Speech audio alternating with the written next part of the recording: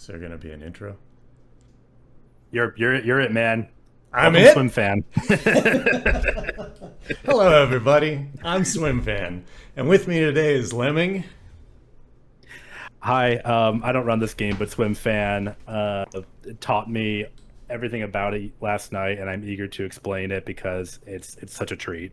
It's pretty cool. We found some cool stuff in Day of the Tentacle that you've never seen before. I guarantee it. And Lemming now knows it after a very quick crash course. So he'll be talking and I'll be running and being nervous. So is it time to do the countdown? Are we just ready? We are ready on your count. Okay. All right. I'm going to go 3, 2, 1, go. So 3, 2, 1, go. Now, a couple of important things to understand about Day of the Tentacle speedruns. There are 4 crucial pieces of technology. A quick note, though, this is Bernard. He is one of our 3 characters we get to play. He's going to switch to our second character, Hoagie. There he is.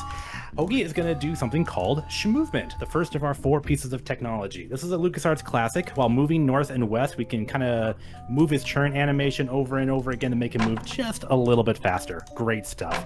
He is now going to move into the second of our 4 pieces of technology, the Hoagie Hustle. You can see he has a hard time squeezing into these windows. That animation we're going to take advantage of on the last frame of Hoagie's crack there. And switch right back from Bernard, right back to Hoagie, and now we have the Hoagie Hustle. Hoagie's now moving a little bit faster, and he can no-clip. So now he is picking up items earlier than we would normally get them. Bad cycle there. Yeah, except for the right-handed hammer. This guy's pretty vigilant about it, but hey, no big deal. We got it now. Oh! Don't worry, man. We got this. There we go. Hey, okay. Yeah, this is actually a great example. You're not normally supposed to be able to pick that up organically, and we're going to take advantage of that later. A bit about the plot of this game. Purple Tentacle has taken over the world, and our only heroes are Hoagie, Bernard, and Laverne, who have you not met yet. They tried to beat him. They tried to beat the Tentacle of time travel. It went very badly. Hoagie's stuck in the past, Bernard in the present, and Laverne in the future. We are going to trick George Washington into cutting down this tree by turning it red. Look like a cherry tree, right? Get it? Yeah. That'll cut it down. For I hope you know fake because... American history if you want to solve these puzzles. Yeah. Well, more fake, more to come. So Laverne was stuck in that tree. She's not anymore because that tree no longer exists in the future. Now, fun fact about video games, they're coded with computers. And that means creating local scripts for them to do dialogue, pick up items, trigger cutscenes, whatever. And they reuse these script numbers depending on the room. Script 100 in one room might be talk to this guy. Script 100 in a different room might be pick up a crucial item. And that's fine, right? Because you can't be in more than one room at a time, right? Right. Well, a couple other things going on here. We have hotkeys. We can use 1, 2, and 3 to switch between Bernard, Hoagie, and Laverne. And we can also use the same hotkeys to go through dialogue quickly. And that's fine, because you can't talk in dialogue and character switch at the same time. The game won't allow it. Except that they did allow a brief moment of control, player control, that SwimFan's going to take advantage of, for a couple of characters that you talk to not by clicking on them, but by getting too close to them and tripping a floor trigger, essentially.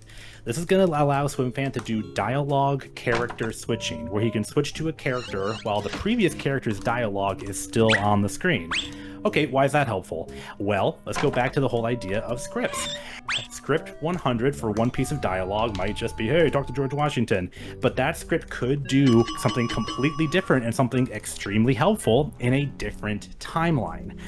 This is huge. This is going to now allow us to get some extremely late game items, all by hunting for very specific scripts in different timelines. So SwimFan is going to, do a little bit of triggering for this glitch. I think I may have already missed it. No, I think we're good. We're still about to do it here. Just making sure Yeah, I so don't this, mess it yeah, up. this character on the right, he initiates dialogue. It's fine, it's fine. This is good though, because you can actually see him talking about the chronojons here. Yeah, real quick, by the way, each character has to power up their own time machine. So they all need power sources in their own timeline to work it out.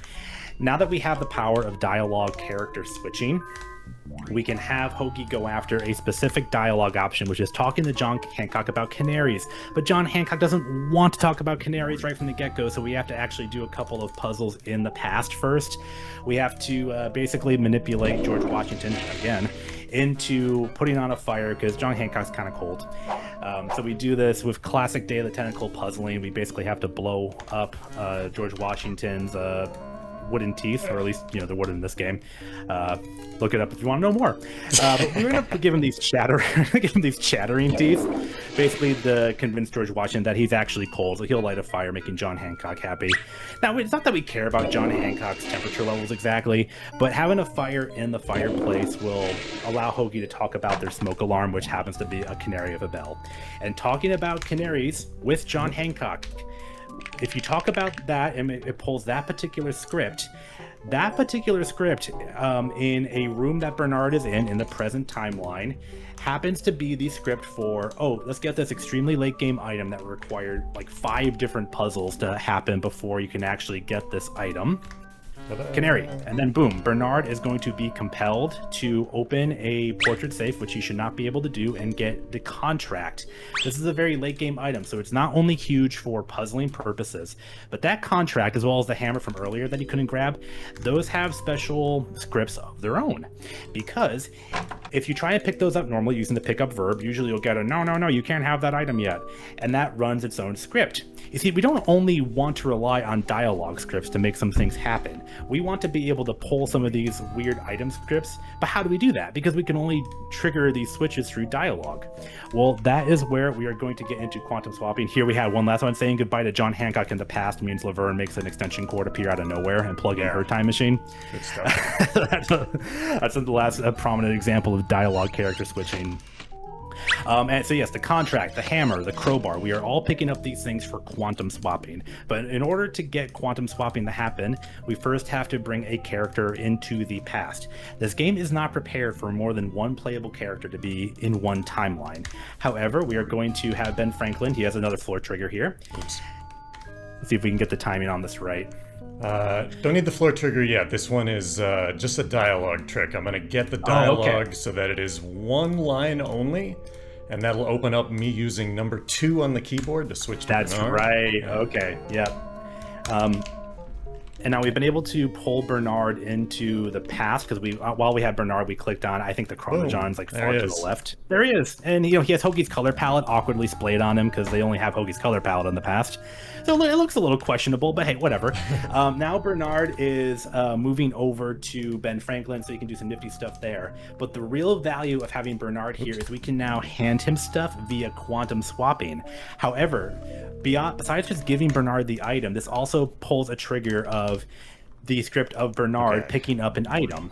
And because he's not supposed to have the contract yet, we're pulling script, hey, you can't have that contract yet. And that, when we're in the basement with Hoagie, this inventor here, is going to give Hoagie a very late game item, a battery he needs to power up his Chronojon. Again, we've skipped like the entire past puzzle quest. Yeah, that was a lot of here. stuff you usually have to do. And now we just have the final piece, but we need to actually go into the lightning storm and charge it up. But it's daytime. But fortunately, we do have a crowbar, so we can run "You can't have that crowbar yet" script, which will make Ben Franklin, well, I mean, he's a little confused. He's kind of flying the kite in the wrong... No, don't worry, folks. He's fine, he's fine. Despite it being broad daylight, we have lightning, I promise, so we can charge up the battery when Hoagie throws it up here. And he is going to have a juiced up battery so he can solve his past timeline issue. That leaves Bernard and Laverne. So how are we going to get Laverne to get into the basement where she can use her generator to power her Chronojon? Well, we are going to... actually, the script we need for that has already passed. We need to basically give these plans to Hoagie. 1 second. Oh, no, he's got it. Okay, sorry. There they are. Essentially what swimfan is doing is triggering a tutorial from the very beginning about how to switch off character items. And if that works out a-okay... We now have Laverne here in the future. She now has to hustle to her queue over here to get into this clock, which she can't normally do yet. But with the power of Bernard zipping over to the future, he's yellow now, don't worry about it.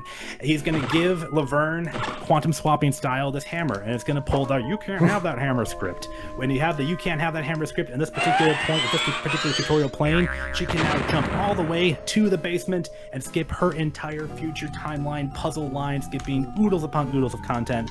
but it has not stopped now. We now need Did to it. trigger a script here for a hamster to appear in the future. The hamster needs to power the generator. This is actually normally, any percent speedruns, they're kind of mean. We miss a lot of heroics. Here we're actually skipping a lot of hamster animal cruelty. So instead of like freezing a hamster to go through time, we're just going to make it apparate here in the future without having to do anything particularly mean to it. Okay, we just Let's see if we signed pull the this. contract. Yeah, while this is all happening, swimfan is also setting up a more conventional puzzle to make the professor here rich in the present by allowing Hoagie to do something in the past. And that'll allow him to order a Chaos Emerald from QVC, which will power his Chronojon, which will give us 2 of the 3. And then, final piece. I just do one more John Hancock, and boom, suddenly we have the hamster. We've gone through time with it. Yeah, Hancock really punches above his weight class in this He speed. for sure does, yeah. Thanks, John. All right, let's just plug our hamster generator in and power up our 3rd Chronojon. Now, I know there's questions. Maybe I raised more questions than I answered, and I get it. Swimfan and Saruya, the other runner of this game, they are on route version 47. Yeah. This technology was so overwhelming that they've had to fine-tune this route 47 times. I have a hunch you two are not even done yet. I'm coming back to it. I mean, this is Saria's route that they found, but I'm just like, I feel like there's more there somewhere. There's just so many options despite them we all have. being, and this is actually pretty basic. This is just the finale, and this runs, Yeah. I think, basically conventional. Despite the fact that they're all fused together, that's normal. That's dev intended. Yeah, we no longer get our fun switching between characters tricks because they're all here in one set of clothes. So if you can imagine, there's a couple of things we couldn't go into detail about because it's a 10-minute run, and Swimfan talked to me about this for an hour. Yeah. But the basic, having the power to make a script in one room in a completely unrelated part of the game happen in a totally other part of the game, like the potential of that is frankly overwhelming, and I'm excited to see if we can pull off similar shenanigans in other LucasArts titles. Me too. And we didn't show it here, but we can get Laverne and Hoagie to all the different times as well. Like, that does work. It's not just Bernard that can time travel. But this is the fastest way we've Present day Laverne is really cursed. Yeah, she's like a pumpkin-looking person. What is it? I already forgot. Yeah, here we're just gonna do some LucasArts dialogue puzzling, and we're gonna trick Purple Tentacle here into blasting him. Time. Time. Yeah, the classic. All right, there'll be a quiz on this on Friday, so I hope you studied up. Which locals? First question is which local scripts did I activate? Second question, which rooms? And then third question, which character? So if you get all those right, you pass. All right, well that sounds like it was a clean 12 minutes, despite some of the reruns. Yeah, I was So really that's pretty shaky, good. so 12, good, sweet. I hope everybody enjoyed that. We don't need to watch. I mean, we could watch the whole ending, but I assume we got to keep moving. The world is saved. I wouldn't worry about it. Yeah, it's all cool. Swimfan, you got anything you want to plug?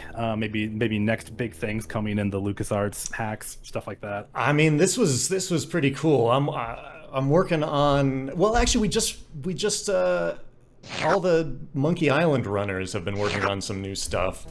That I found something in Monkey Island 2 that really has opened it up for both the first one and the second one that Saria's working on now. I haven't even caught up on all their stuff, but they're skipping stuff. So more to come with monkeys. All